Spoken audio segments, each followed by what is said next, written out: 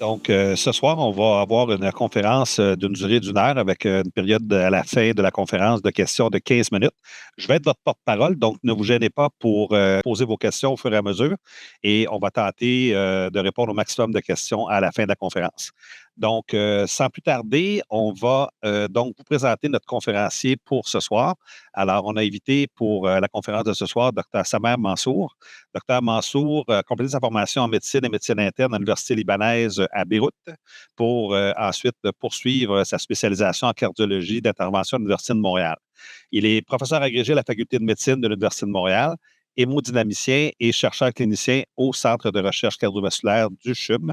Alors, va nous parler ce soir, donc, essentiellement sur la place la troisième génération des antagonismes minéralocorticoïdes dans le traitement de l'insuffisance cardiaque. Alors, docteur Mansour, je vous cède la parole. Bonsoir, Dr. Vallée, bonsoir, Dr. Fournier, bonsoir à tous nos participants ce soir. Puis, c'est un plaisir et un privilège pour moi d'être avec vous pour l'heure qui s'en vient pour parler de ce sujet-là qui a été choisi et parler particulièrement de la place de la troisième génération des antagonistes de récepteurs minéralocorticoïdes dans la prévention et le traitement de l'insuffisance cardiaque. Donc, vous voyez à l'écran mes conflits d'intérêts avec des subventions de recherche et des honoraires de conférenciers ou de consultants de certaines compagnies pharmaceutiques ou d'intervention coronarienne. Les objectifs qu'on a mis pour ce soir, c'est de résumer les besoins d'une troisième génération des antagonistes des récepteurs minéralocorticoïdes, discuter ensemble de la place des ARM dans le traitement de l'insuffisance cardiaque et de reconnaître l'évidence sur l'effet cardioprotecteur des ARM. Alors, pour parler un petit peu de l'insuffisance cardiaque, c'est un rappel qui est nécessaire au début de cette discussion-là de parler un petit peu du fardeau de l'insuffisance cardiaque. Si on regarde ce qui se passe au Canada, heureusement, les patients survivent beaucoup d'événements cardiaques et finissent par avoir le diagnostic de l'insuffisance cardiaque, de sorte que le nombre d'insuffisants cardiaques augmente d'une façon croissante dans le pays, évidemment avec le vieillissement de la population qui contribue à cette incidence qui est en train d'augmenter, ce fardeau qui est en train d'augmenter. Au Canada, on compte autour de 7500 Canadiens qui vivent avec l'insuffisance cardiaque. Un Canadien sur trois est touché par l'insuffisance cardiaque et plus ou moins 100 000 Canadiens reçoivent un diagnostic d'insuffisance cardiaque chaque année. On dépense beaucoup d'argent sur cette pathologie-là et les soins qui sont reliés à cette pathologie-là. Et on estime qu'autour de 3 milliards de dollars seront par an en coût de soins d'ici 2030. L'une des principaux raisons d'admission dans un hôpital au Canada, alors si on compte un lit sur 6 dans tous les secteurs, tous les hôpitaux, n'importe quelle unité des soins, un lit sur 6 est occupé par un patient qui a un diagnostic principal ou diagnostic secondaire d'insuffisance cardiaque. Malheureusement, le taux de survie moindre que chez des patients atteints de certaines formes de cancer, et je vais revenir là-dessus. Puis même si on sort du Canada, puis on regarde à l'échelle mondiale, le nombre augmente d'une façon significative et les coûts reliés sont particulièrement des coûts qui sont reliés aux hospitalisations. Les 2 tiers de ce qu'on va dépenser des coûts va aller sur les hospitalisations, donc toute intervention qu'on peut faire pour garder les patients loin de nos hôpitaux est le bienvenu. Puis si on regarde aux États-Unis, le nombre de dollars dépensés, on voit que c'est à la hausse et ça va continuer à augmenter d'ici les prochaines années. Comme je le dis, il y a plusieurs comorbidités que nos patients peuvent avoir qui contribuent au développement de l'insuffisance cardiaque. Je ne passerai pas toute la liste que vous voyez ici à l'écran, mais des facteurs de risque cardiométabolique très fréquents dans la population, comme l'hypertension ou le diabète, sont vraiment la pierre angulaire, sont vraiment les premiers facteurs de risque qu'on va voir chez cette population-là qui vont amener à développer d'autres pathologies cardiovasculaires ou pulmonaires, parfois rénales, qui peuvent se retentir sur le cœur et aboutir à développer l'insuffisance cardiaque.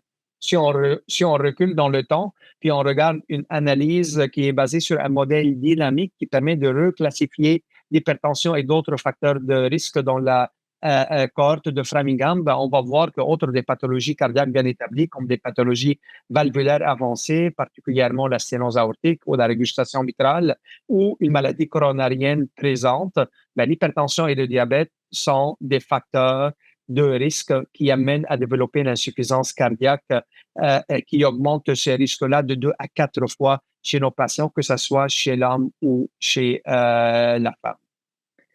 C'est une diapo qui remonte aux années 90. Vous allez voir que cette diapo-là, elle est encore d'actualité. Il est très important de dire et de partager ces informations-là avec nos patients afin de les sensibiliser et à adapter, à suivre les meilleures mesures d'hygiène, de vie et d'adhérence au traitement médical et au suivi médical. C'est une pathologie que vous voyez, que ce soit chez la femme ou que ce soit chez l'homme, elle va tuer, elle va causer plus de mortalité dans les 5 ans qui suivent le diagnostic que beaucoup de cancers. Donc, chez la femme, si on regarde par rapport au cancer du sein, des ovaires, les intestins, peu importe, cette pathologie-là, elle va tuer beaucoup plus que ces cancers-là. Il y a juste le cancer du poumon qui est plus fatal, qui a plus de mortalité que l'insuffisance cardiaque. Même chose si on regarde chez les hommes, que ce soit le cancer de la prostate, des intestins ou de la vessie, c'est moins mortel qu'un diagnostic d'insuffisance cardiaque. Et il y a seulement le diagnostic d'un cancer du poumon qui va avoir une mortalité qui est beaucoup plus élevée. Ce sont des données écossaises qui remontent aux années 90.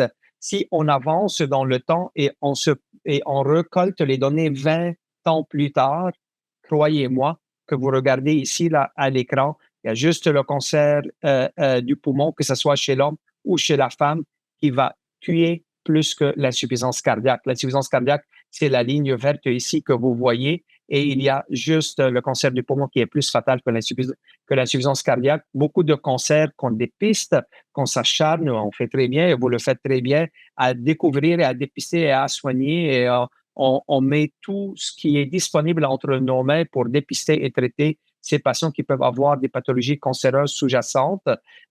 Je pense qu'on se doit de faire la même chose afin de dépister et de bien traiter nos patients qui souffrent de l'insuffisance cardiaque, parce que la mortalité est très élevée chez ces patients-là et le nombre d'hospitalisations chez ces patients-là est élevé. Et sachez que le nombre d'hospitalisations est étroitement relié à la mortalité chez ces patients-là. Un patient qui a une hospitalisation et on le suit au bout de 5 ans, on va voir que chaque hospitalisation va augmenter son risque de mortalité dans les mois, dans les années qui suivent. Plus que 50% des patients vont décéder dans les 2 ans et demi qui vont suivre la première hospitalisation. C'est une information qui est importante à avoir en tête afin de moduler notre niveau d'intervention et l'agressivité du traitement et du suivi qu'il faut appliquer chez ces patients-là. Il y a des défis et c'est pour ça qu'on voit ces patients-là rebondir et remplir les civières à nos urgences ou venir nous voir d'une façon courante à nos cliniques ou occuper des lits dans les hôpitaux, comme on a dit, parce que malheureusement, la compréhension de la pathologie, elle n'est pas complète. Il faut savoir que 4 Canadiens sur 10 ne comprennent pas parfaitement ce qu'est l'insuffisance cardiaque. En bas de 70% des patients admissibles prennent les médicaments recommandés. Il y a de l'inertie qui vient de la part des professionnels de la santé, mais il y a également de l'inertie qui vient de la part des patients et il y a le manque de suivi qui contribue à ça. Moins que 30% des patients admissibles prennent les doses cibles des médicaments. Un patient sur 5 atteint d'insuffisance cardiaque retourne à l'hôpital en dedans les 30 jours suivant son congé de l'hôpital. Et le taux de réhospitalisation dans les 30 jours est inchangé malgré tous les progrès médicaux qu'on a fait dans les 10 dernières années. Donc, c'est une population qui va revenir nous voir d'une façon courante. Je vous présente ici un cas clinique d'une patiente de 56 ans, connue diabétique type 2 depuis 7 ans, hypertendue et dyslipidémique traitée. C'est une coronarienne qui a déjà fait un infarctus il y a 14 mois et qui a nécessité une reperfusion par une angioplastie primaire sur son IVA traité par un stent médicamenté. Sa fraction d'éjection est abaissée à 38% suite à cet infarctus étendu qu'elle a eu sur le territoire antérieur. Elle vient vous voir au bureau pour un suivi clinique. Elle n'est pas elle n'a pas d'angine, elle a une dyspnée d'effort New York Heart classe 2 sur 4. Les signes vitaux que vous voyez à l'écran, une pression à 110 sur 72. Fréquence cardiaque à 78 battements par minute et son examen physique et son particularité. Vous avez ici à l'écran la liste des médicaments qu'elle reçoit, la metformine, son aspirine, une bonne dose optimale d'un bêta-bloquant, une dose optimale de l'ARNI, sacubitril, valsartan à son BID, une petite dose de diurétique, le furosémide, un inhibiteur SGLT2, la dapagliflozine et la torvastatine comme statine chez cette coronarienne diabétique qui a déjà eu un événement en prévention secondaire. On peut bien voir cette patiente-là, puis on peut considérer une visite qui va être facile, qui va être relativement simple, elle est bien outillée, elle ne se plaint de rien, elle a un examen physique qui est très rassurant. Mais dans notre tête, quand on est en train d'élaborer la conduite et le plan chez cette patiente-là, il faut savoir c'est quoi le risque de mortalité la première année de cette patiente-là, aussitôt qu'on l'a diagnostiquée en insuffisance cardiaque. Ça peut être 1%, vu qu'on considère que c'est un facteur de risque, ça peut aller jusqu'à 8%. Donc, sachez qu'il y a des modèles qui sont recommandés par la Société canadienne de cardiologie afin de nous aider à quantifier le risque de mortalité chez nos patients. Et je pense que ce risque-là résonne pour les patients, résonne pour l'équipe multidisciplinaire qui suit ces patients-là et nous pousse à être, encore une fois, plus agressifs dans le diagnostic et dans le traitement de ces patients-là. La liste ici, je ne passerai pas à travers, mais il y a différents risques scores qui sont présents, qui sont validés, qui font partie des recommandations que vous pouvez vous en servir sur une base quotidienne. Et si malgré la stabilité clinique de la patiente et à cause de ces facteurs de risque de son ancien infarctus, ben son risque de mortalité la première année après son diagnostic est de 5,8% et s'élève à 14,6% en dedans de 3 ans de son suivi. C'est quand même une jeune patiente qui a un risque de mortalité qui est significatif, malgré qu'elle nous paraît stable à l'évaluation clinique. Donc, la question qui se pose, qu'est-ce que je peux faire chez cette patiente-là afin de pousser la thérapie? Est-ce que j'accepte la thérapie sachant qu'elle est stable? Est-ce que je joue avec les diurétiques? Est-ce que j'introduis l'ivabradine ou je lui rajoute un bloqueur de récepteurs minéralocorticoïdes comme la spironolactone chez elle? Donc, sachez que tout ce qu'elle a, cette patiente-là, que ce soit son ARNI, que ce soit son bêta-bloquant, ont un impact et on les a étudiés avec le temps pour réduire la mortalité. La même chose pour le bloqueur des récepteurs minéralocorticoïdes. Et dans les diapos suivantes, je vais vous présenter les données qui appuient ces chiffres-là. Chaque intervention, chaque pilier, chaque classe de médicaments que vous choisissez pour traiter cette patiente-là a un impact pour réduire la mortalité d'une façon significative. On était habitué à utiliser les inhibiteurs de l'enzyme de conversion ou le bloqueur des récepteurs de l'angiotensine jusqu'à temps qu'on a eu les données de l'étude Paradigme HF et qui nous a montré qu'il y a une supériorité des ARNI en comparaison à un inhibiteur de l'enzyme de conversion afin de réduire la mortalité cardiovasculaire et réduire les hospitalisations pour l'insuffisance cardiaque.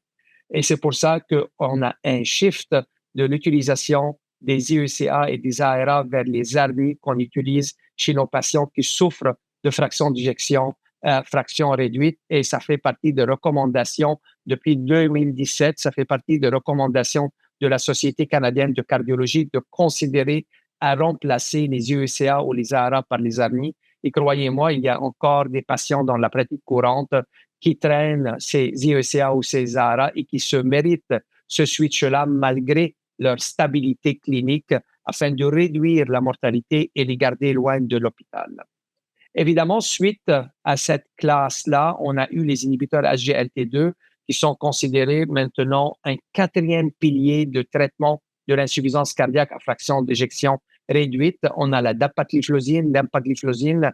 Chacune de ces deux molécules-là a fait ses preuves par-dessus la triple thérapie conventionnelle afin de réduire le même issue, de réduire la mortalité cardiovasculaire, de réduire les hospitalisations ou une consultation urgente pour une insuffisance cardiaque décompensée.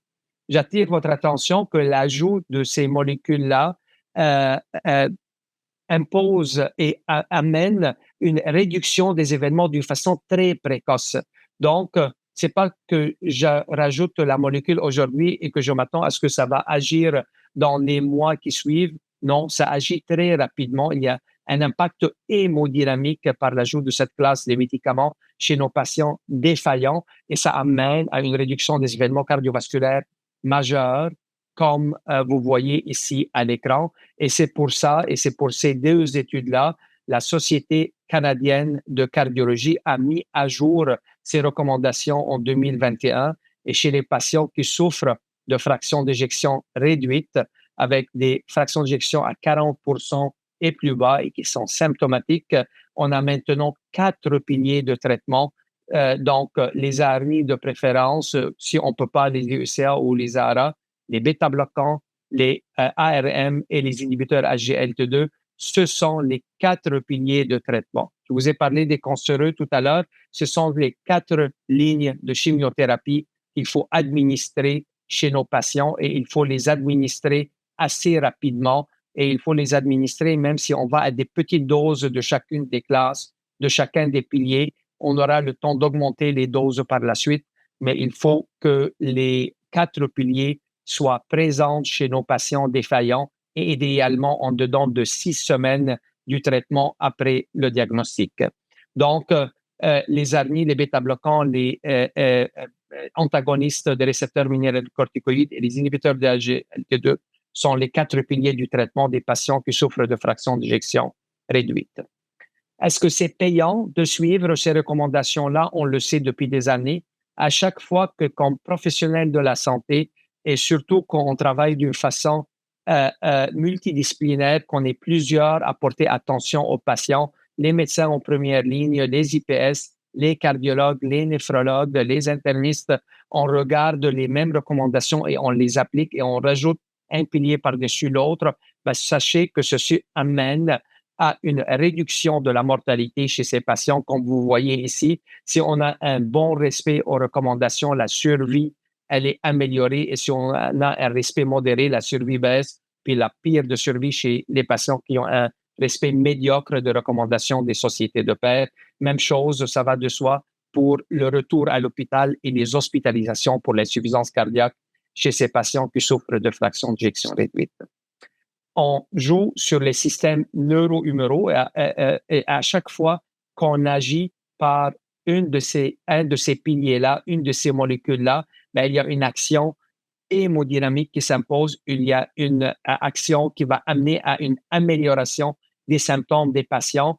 Et surtout, croyez-moi, quand vous faites le switch d'un EUCA à un ARNI ou quand vous rajoutez l'inhibiteur SGLT2, ce n'est pas juste les chiffres sur la mortalité et les hospitalisations de la défaillance cardiaque qui vont s'améliorer avec le temps, mais en plus, les patients vont vous remercier parce qu'ils vont sentir une amélioration de leur capacité fonctionnelle, ils vont sentir une amélioration de leur qualité de vie et c'est prouvé dans les études et on le voit et on le constate au quotidien chez les patients.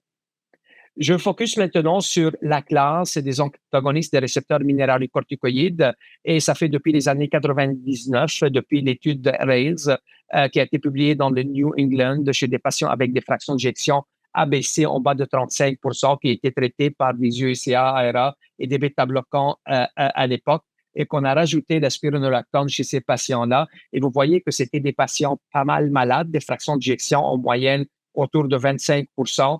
Donc, on voit que la molécule a fonctionné. Je vais vous montrer les courbes et la séparation des courbes.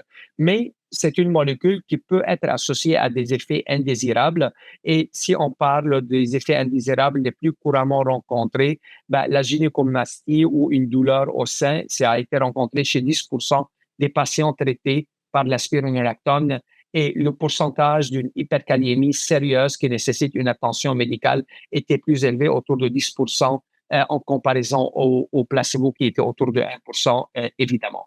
Donc, c'est quelque chose qu'on a constaté dans la pratique courante actuellement. C'est pour ça qu'il faut bien suivre ces patients-là, il faut bien éduquer ces patients-là, il faut bien les suivre afin de pouvoir rajouter cette classe de molécules-là qui a une action très importante du côté hémodynamique, mais aussi du côté de réduction de processus fibrotiques et inflammatoires au niveau myocardique.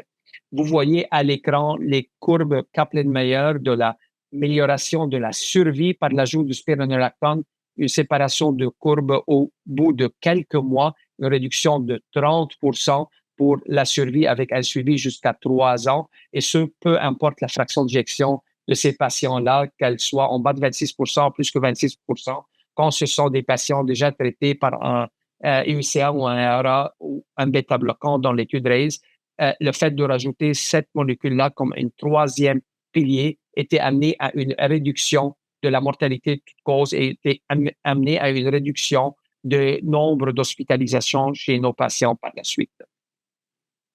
L'étude Ephesus est venue 4 ans plus tard, publiée dans le New England également en 2003, où on a pris des patients après des infarctus de myocarde qui étaient compliqués par l'insuffisance cardiaque et qui avaient des fractions d'éjection en bas de 40%, un total de 6 650 patients qui ont été randomisés dans l'étude. Les fractions d'éjection sont un peu plus élevées que comparé à ce qu'on a vu dans l'étude RAILS, autour de 33% ici, mais quand on regarde les effets indésirables, on voit que la molécule était associée à moins d'effets indésirables quant à l'hyperkaliémie, donc 3,4 versus 2%, ça reste statistiquement significatif, mais on voit moins d'hyperkaliémie qui a été observée et moins d'effets indésirables du côté de la gynécomastie, du côté de l'impuissance ou des douleurs au sein. Ceci n'était pas statistiquement significatif comparé au placebo dans l'étude Ephesus.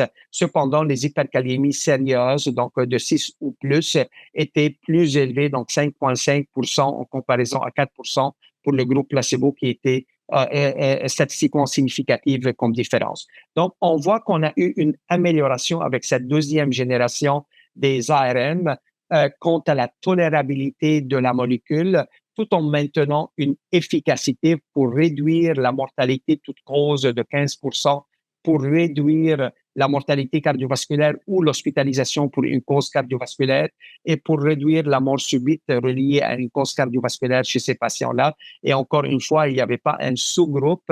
Quand on regarde l'analyse selon les sous-groupes, il n'y a pas une valeur P qui est statistiquement significative. Tout va et tout penche pour une efficacité de l'éplérénone en comparaison au placebo, peu importe la fraction d'éjection de ces patients qui ont souffert d'un infarctus de myocarde avec des fractions d'éjection en bas de 40%. Il est essentiel de savoir que ce n'est pas juste quand je diagnostique l'insuffisance cardiaque et que j'initie ces thérapies-là que ça fonctionne. Donc, peu importe le timing du diagnostic de l'insuffisance cardiaque, ajouter cette classe de molécules-là va apporter fruit afin de réduire le taux de complications cardiovasculaires, d'améliorer la survie et de réduire les hospitalisations pour l'insuffisance cardiaque. Ici, vous voyez à l'écran que ce soit des patients avec une courte durée de l'insuffisance cardiaque ou même ceux qui ont déjà eu des décompensations dans le temps et qui ont une durée plus longue par rapport à leur diagnostic d'insuffisance cardiaque. Et même, ces patients-là sont considérés plus âgés avec plus de comorbidité. Ben, on voit très bien que ce soit un diagnostic frais en dedans de 1 an à 5 ans ou plus que 5 ans, quand on regarde dans l'analyse de ce groupe, le fait de rajouter l'éplérénone dans l'étude Emphasis HF a porté de fruits et a pu réduire le taux de mortalité cardiovasculaire, l'insuffisance cardiaque et la mortalité toute cause chez ces patients d'une façon statistiquement significative. Donc, il n'est pas tard d'introduire ces molécules-là, peu importe le diagnostic que vous avez, peu importe le timing de diagnostic que vous avez pour l'insuffisance cardiaque. Si on passe maintenant au sous-groupe de patients en insuffisance cardiaque ayant des fractions d'éjection plus préservées, fractions d'éjection à 45% ou plus, l'étude TOP4 qui a été publiée en 2014 a évalué la spironolactone comparaison au placebo chez cette population-là.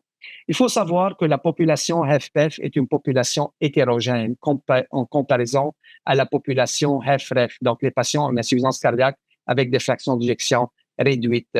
Alors, vous voyez ici que la grande majorité des patients avaient des fractions d'éjection complètement dans la normale, à plus que 50%. Et si on regarde les courbes, on n'a pas eu la séparation recherchée de courbes, on n'a pas eu un impact positif de l'ajout de la spironolactone sur l'objectif primaire de l'étude qui était la mortalité cardiovasculaire, l'arrêt cardiaque ou l'hospitalisation pour l'insuffisance cardiaque.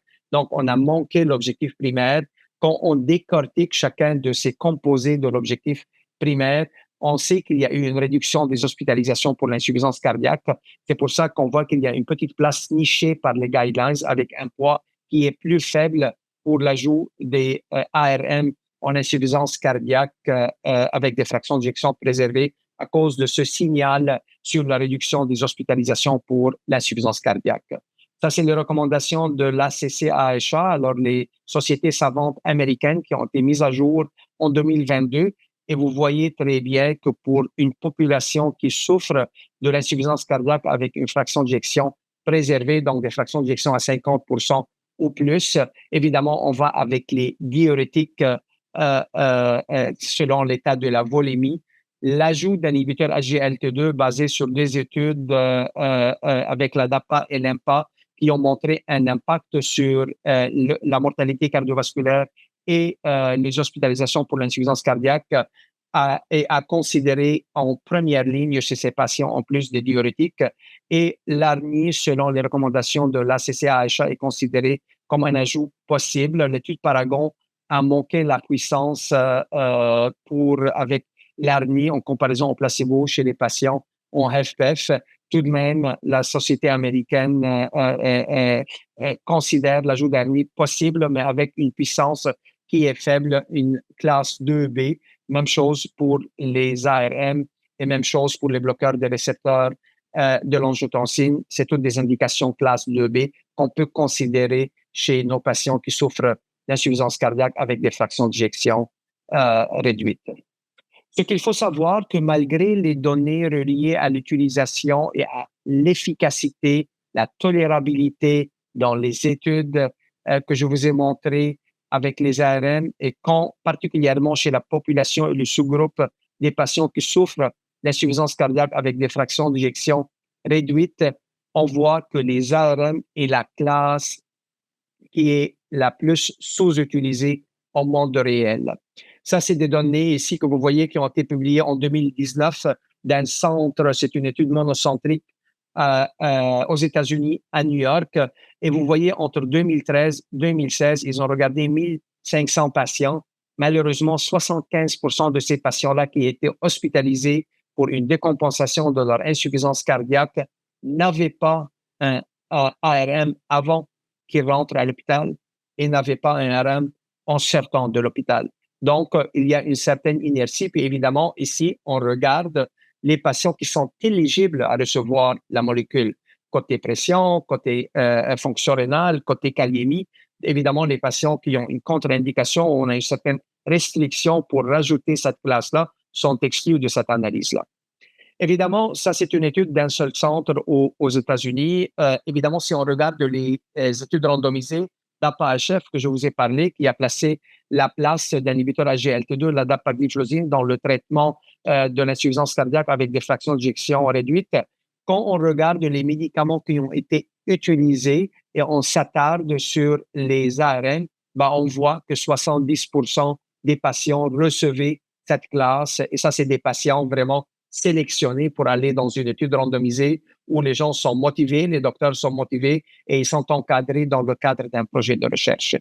Je peux vous dire que les données de Vision C, quand on regarde les patients qui sont suivis dans les cliniques d'insuffisance cardiaque au Québec, on se rapproche de ces chiffres-là, on se rapproche de 70%, mais il y a de la place pour l'amélioration afin d'augmenter ce chiffre-là. Il y a des données et des cohortes, que ce soit de certains centres au Québec ou d'autres dans le monde qui se rapprochent de 85%, qui sera un target valable pour des patients qui peuvent avoir cette classe de molécules.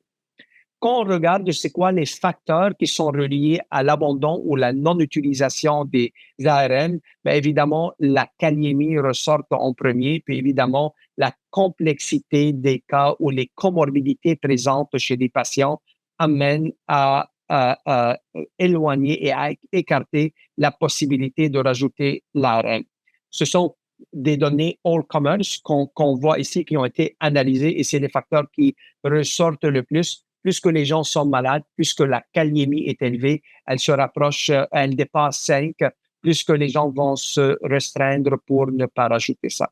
Mais ce ne sont pas les seules raisons. Et comme je vous ai montré dans la diapo suivante, malheureusement, il y a un certain pourcentage significatif des patients qui se méritent l'ajout de l'ARN, puis on est rendu là dans l'ajout d'un pilier par-dessus l'autre qui ne se voit pas se faire prescrire cette classe des médicaments-là, d'où l'intérêt de mieux comprendre et être à l'affût de ces facteurs-là afin de permettre l'amélioration du taux de prescription de cette classe de médicaments parce que c'est un pilier qui fonctionne comme les autres. Il n'y a pas de raison que ce pilier-là soit le moins utilisé parce que ça fonctionne et ça réduit la mortalité et ça réduit les hospitalisations. Donc, vous n'êtes pas sans savoir qu'il y a différentes stratégies qu'on peut utiliser afin de réduire le risque de l'hyperkaliémie et surtout de considérer comment on peut gérer ça, soit au moment de l'initiation de la thérapie ou en cours de route en suivant ces patients-là.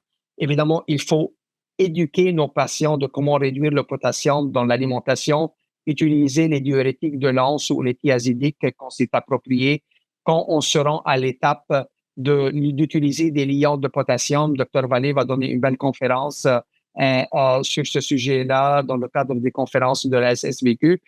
Et il faut le faire afin de maintenir une thérapie qui fonctionne et qui sauve des vies et qui garde les patients en loin de l'hôpital. Donc, si la kaliémie est entre 5 et 5,4 et on a un traitement par des inhibiteurs du système rénine-angiotensine, donc on surveille, on n'est pas invité à agir. Si on a une hausse ou un ajout prévu d'inhibiteur d'un modulateur du système rénine-angiotensine, il faut revoir l'alimentation et envisager l'ajout d'un liant de potassium parce que l'ajout de cet inhibiteur-là va amener à une augmentation de la kaliémie. Si on est entre 5,4 et 6, il faut revoir l'alimentation toujours. Il faut envisager un liant de potassium et il faut orienter vers un spécialiste qui peut suivre ce problème-là avec nous. Et évidemment, les patients qui souffrent d'une hyperkaliémie sérieuse à 6 ou plus, il faut les orienter à l'urgence pour les monitorer afin d'éviter des problèmes d'arythmie qui peuvent être reliés à cette hyperkaliémie-là. Et il faut stabiliser le potassium par les mesures du traitement d'une hyperkaliémie urgente chez ces patients. Maintenant, on a fini avec notre patiente, puis on sait qu'on doit lui rajouter cette classe-là, on doit la surveiller. Et la patiente suivante, c'est sa sœur. Sa sœur, elle a 51 ans, elle est diabétique type 2 depuis 7 ans, elle est hypertendue, elle est dyslipidémique traitée. Elle est asymptomatique et vous la voyez au bureau avec des signes vitaux qui sont dans la normale, son examen est dans la normale. Cependant, son bilan montre un RACU à 30, DHGE à 50 chez cette patiente diabétique et sa kaliémie, elle est à 4,7. Vous voyez à l'écran la liste de ces médicaments et on voit entre autres la metformine, le ramipril, inhibiteur SGLT2, la DAPA et la torvastatine pour traiter sa dyslipidémie. On peut se dire qu'on est content et qu'on n'apportera pas aucune modification à son traitement. On est content du contrôle de sa tension artérielle. Comme on peut dire que cette patiente-là, on a actuellement une nouvelle classe de ARN qui peut bien la servir afin d'éviter des complications rénales avec son RACU, avec sa DHGE qui baisse et étant diabétique et qui peut amener en même temps à une réduction des événements cardiovasculaires. Et je vais vous montrer les données qui sont reliées à ça. La finérénone, c'est un nouveau ARN qui est sélectif, qui, contrairement aux deux autres que je vous ai présentés, est non stéroïdien. Il bloque la suractivation des récepteurs minéralocorticoïdes et il a un mode d'action sur le cœur. Donc, il va bloquer la suractivation des récepteurs minéralocorticoïdes sur le cœur. Donc, il va éviter la progression du processus inflammatoire et fibrotique du côté cardiaque qui est très impliqué dans la défaillance cardiaque, que ce soit à fraction d'éjection réduite ou préservée. Et évidemment, il y a une interaction du côté rénal qui se fait et ce changement-là, c'est un changement conformationnel des récepteurs minéralocorticoïdes qui diffère du changement observé avec les hormones stéroïdiennes ou les ARM stéroïdiens qu'on est habitué à utiliser. Il y a un effet de la phényrénone sur les cofacteurs de transcription afin de réduire leur rétention et de réduire les liaisons de ces récepteurs-là. De la même façon, cette molécule-là, cette nouvelle classe, cette nouvelle génération d'ARM agit d'une façon sélective du côté rénal. Elle va bloquer la suractivation des récepteurs minéralocorticoïdes du côté rénal. Elle va réduire le processus inflammatoire et fibrotique qu'il peut avoir, ce qui va aider à ce qu'on a une diminution de l'albumine et une concentration normalisée du sodium dans les urines, du fait du même mécanisme du côté rénal, l'effet de la phényrénone sur les cofacteurs de transcription afin de réduire le recrutement et de réduire la liaison au niveau de ces récepteurs. Ce tableau-là vous montre la différenciation entre la phényrénone et les ARM stéroïdiens qu'on connaît. Donc, il y a une sélectivité qui est plus accrue de la phényrénone comparée aux deux molécules des deux générations précédentes. La demi-vie, elle est de 2 à 3 heures et il n'y a pas de métabolite actif qui est nécessaire pour l'action de la molécule. Il y a beaucoup moins d'effets indésirables qui sont reliés à la gynécomastie, à la sexualité. Il y a très peu d'effets sur la tension artérielle, donc ce n'est pas une molécule qui est utilisée pour traiter l'hypertension artérielle ou qu'il y a une action puissante sur la réduction de la tension artérielle. Et on voit elle est la seule à avoir l'indication dans la prévention de la néphropathie chronique et des événements cardiovasculaires chez les patients qui sont atteints de type 2 et de néphropathie chronique. Et l'indication dans le traitement de l'insuffisance cardiaque, elle n'est pas actuellement là dans le traitement du HFrEF, comme je vous ai montré avec la spironolactone et avec l'Erinone. Mais un peu plus tard, je vais vous montrer toutes les études qui sont en cours avec cette molécule-là pour le sous-groupe de patients qui souffrent d'insuffisance cardiaque. Pourquoi cette molécule-là a cette indication-là? C'est basé sur le programme Fidelity. Fidelity est une vaste méta-analyse des données individuelles qui sont prédéfinies sur les patients. C'est des essais, de 2 essais de 3e phase. Donc, on a Fidelio DKD, on a Figaro DKD, 3 ans de suivi. On a des patients qui ont été recrutés et qui souffrent du diabète, d'insuffisance rénale et d'albuminurie. Et on a des données sur les issues cardiovasculaires. On a regardé chez ces patients-là l'issue cardiovasculaire. On parle de la mortalité cardiovasculaire, les infarctus, les AVC non mortels et les hospitalisations pour l'insuffisance cardiaque. Puis on a regardé l'issue rénale, donc l'apparition de l'insuffisance rénale, la détérioration de la fonction rénale et la mort pour une cause rénale.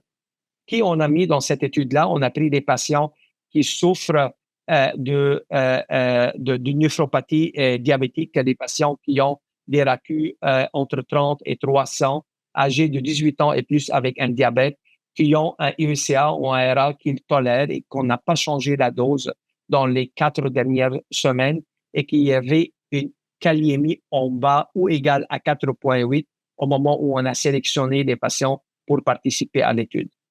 Évidemment, les patients qui avaient une hypertension artérielle non contrôlée, les patients HFrEF, les patients avec des cliquets trop élevés à 12 ou plus, des maladies rénales non diabétiques, les patients avec une maladie vasculaire rénale, les patients qui ont déjà souffert d'un AVC ou d'un syndrome coronarien aigu récent ou qui ont des RAQ trop élevés ont été exclus de cette étude-là.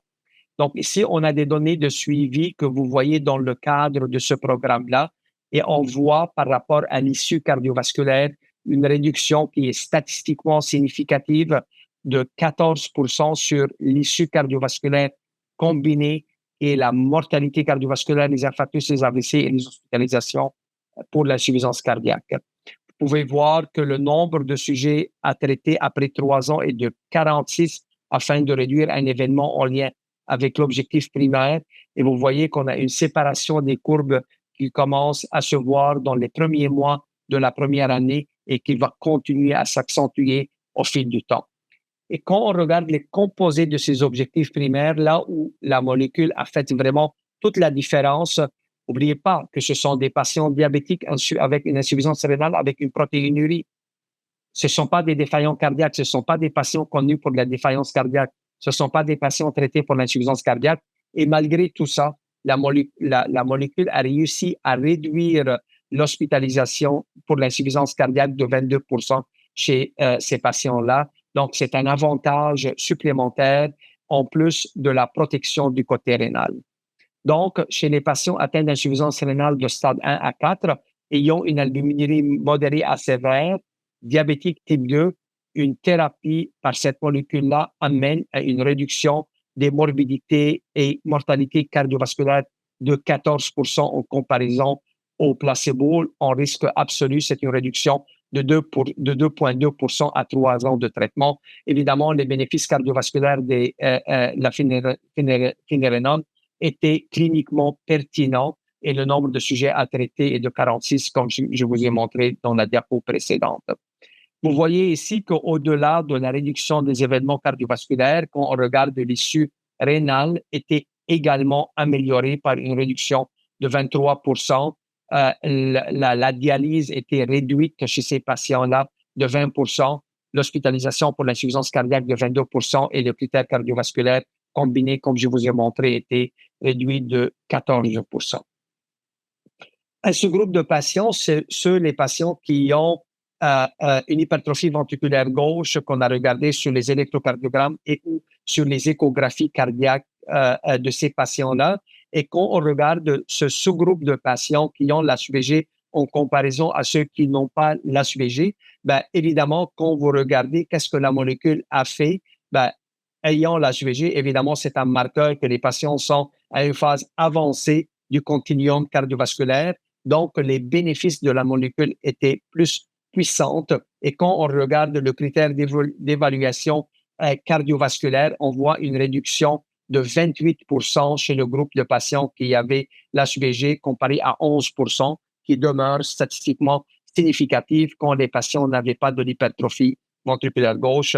Donc, c'est une information supplémentaire que plus que les patients sont malades, puisque ces patients diabétiques majoritairement hypertendus également ont des critères comme le critère d'HVG, ben, c'est un surplus et que la molécule va fonctionner plus et on a plus à gagner par l'utilisation de cette molécule.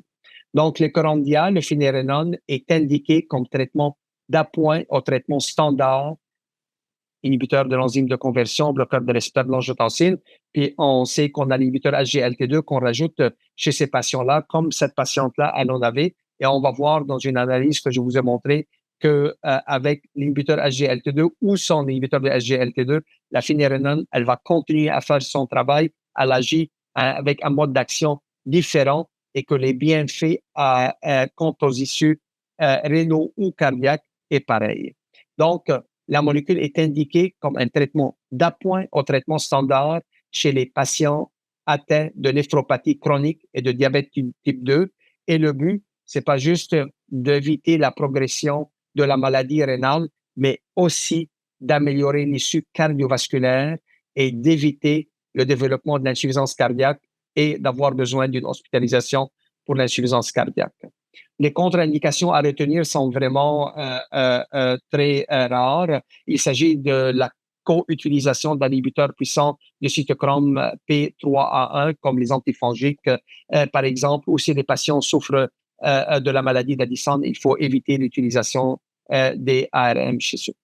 Je vous ai montré de l'utilisation d'inhibiteurs SGLT2. On sait que l'utilisation de cette classe-là a ses effets afin de réduire la progression de la maladie rénale, réduire la mortalité rénale, réduire l'insuffisance cardiaque et la mortalité cardiovasculaire. Donc, vous regardez dans cette analyse-là, le pourcentage des patients était en bas de 10% des patients qui avaient 18 heures SGLT2. Quand on a recruté les patients dans le cadre de ces deux études que je vous ai présentées, mais peu importe que vous avez un inhibiteur SGLT2 ou que vous n'auriez pas d'inhibiteur SGLT2, quand on regarde les événements cardiovasculaires, quand on regarde l'issue rénale, quand on regarde l'hospitalisation pour l'insuffisance cardiaque ou la mortalité toute cause, tout va dans le bon sens. toutes favorisent l'utilisation de la finérénone. C'est un ajout on top off et qui va apporter ses fruits pareils afin de réduire les complications rénales et les complications cardiovasculaires. Vous voyez, il n'y a aucune valeur P pour l'interaction qui est statistiquement significative. Donc, ça fonctionne en présence ou sans ou en absence d'inhibiteurs SGLT2. Donc, vous voyez ici, quant aux effets indésirables, est-ce qu'il y a plus d'effets indésirables chez les patients qui avaient un inhibiteur SGLT2 versus non? Alors, on voit qu'il n'y a aucune différence qui est statistiquement significative. On voit que le pourcentage des patients chez qui on a été poussé à abandonner la molécule est excessivement faible et que chez ceux qui avaient un inhibiteur SGLT2 en board, c'était moins, c'était pas plus élevé que ceux qui en avaient pas. Donc, il n'y en avait pas vraiment d'inquiétude de ce côté-là.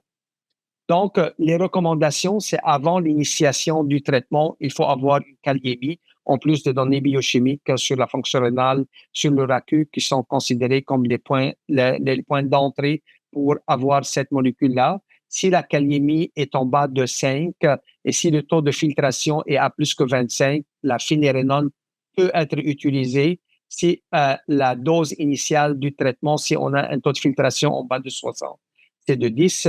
Et si on est à plus que 60, c'est 20 mg.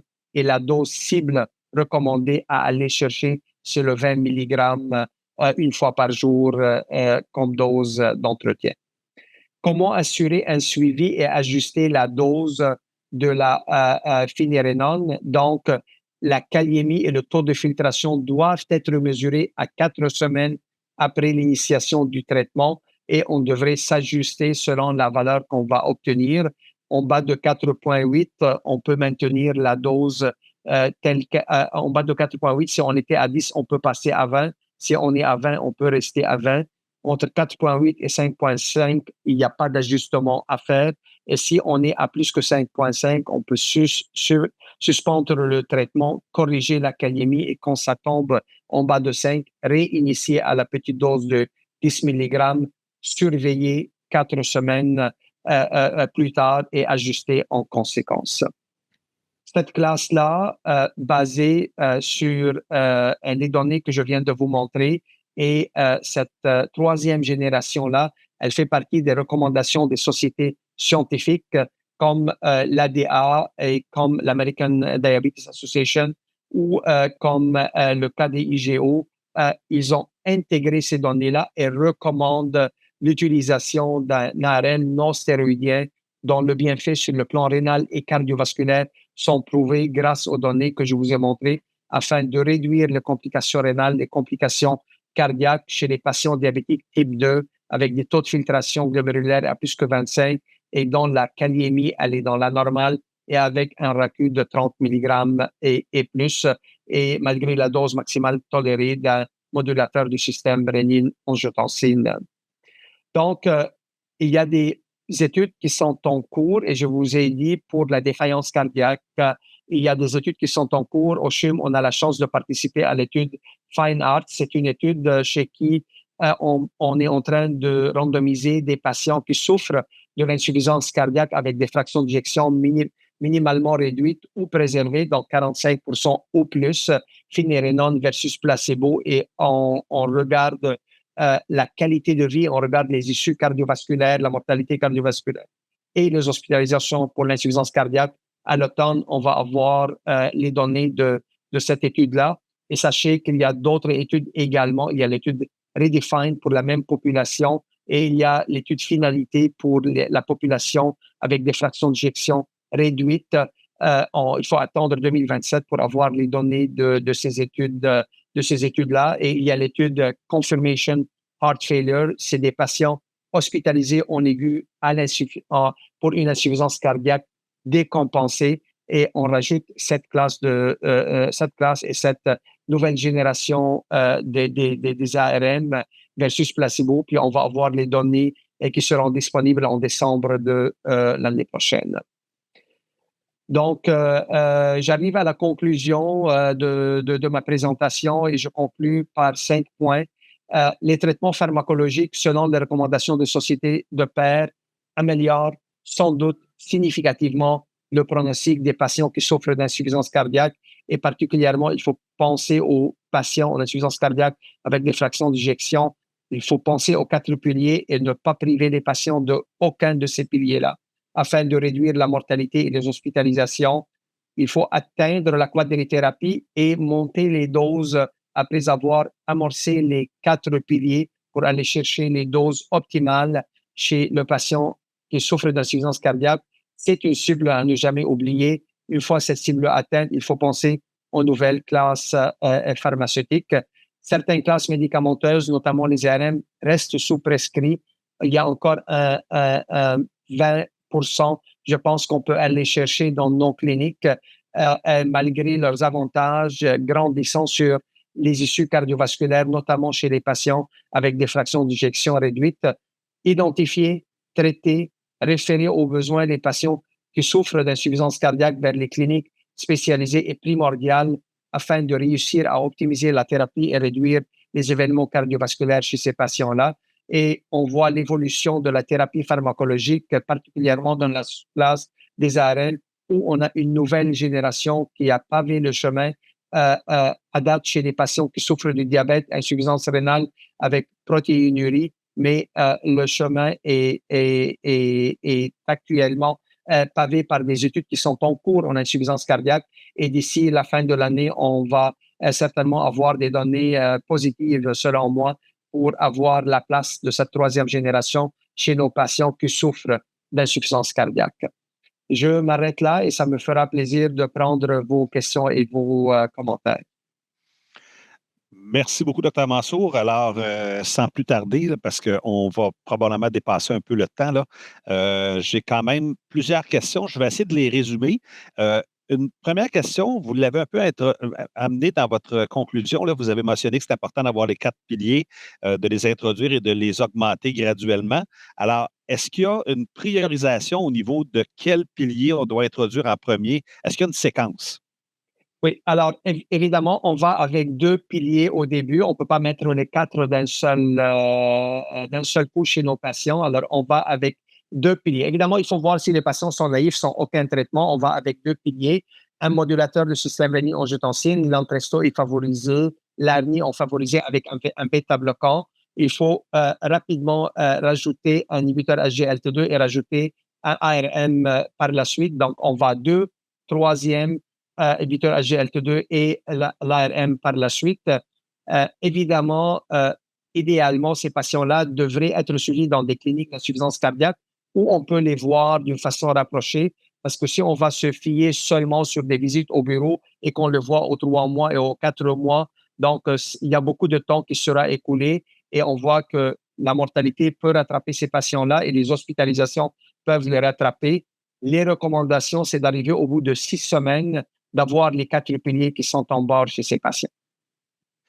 Et au niveau du dosage, est-ce qu'on vise la dose maximum tolérée ou on essaie là, malgré tout d'aller vers les doses optimales là, pour chacun des piliers? Alors, effectivement, il faut commencer par les petites doses. Le premier palier, par exemple, de l'ARNI, la première dose de bêta-bloquant qu'on peut utiliser chez nos patients. Mais comme j'ai dit, avant de monter les doses pour les 2 piliers qu'on utilise au début, amorcer le troisième pilier, amorcer le quatrième pilier. Et tant que la pression, la fonction rénale et le potassium vont le permettre, on va venir tirer les doses à la hausse chez nos patients. Mais l'important, c'est d'avoir chacune des lignées du traitement en board, en cours, prescrite chez les patients. Puis après, on va aller chercher une dose maximale chez nos patients. Si on a un patient hypertendu, est-ce qu'à ce moment-là, il y a une place pour l'aldactone versus le fénérénone? Alors, pour l'hypertension artérielle, comme vous l'avez constaté, le fénérénone n'est pas un antihypertenseur. Il n'y a pas d'indication d'être utilisé pour l'hypertension artérielle. Donc, on reste avec nos vieilles 2 générations, la spironolactone ou l'éplérinone, chez ces patients-là. Le spironolactone étant la première génération, puis l'ARM le plus prescrit pour le traitement de l'hypertension artérielle. Donc, la fénérénone a comme indication actuellement, est reconnue par l'INES, reconnue et remboursée comme un médicament d'exception par la RAMQ pour le traitement du diabète avec une insuffisance rénale, protéinurie, afin de réduire les complications rénales, les complications cardiaques. Ce n'est pas un traitement choisi pour traiter l'hypertension artérielle. Maintenant, au niveau du calcul de la fonction rénale, est-ce que vous utilisez la formule du CKD-EPI ou encore le Cockle-Goff?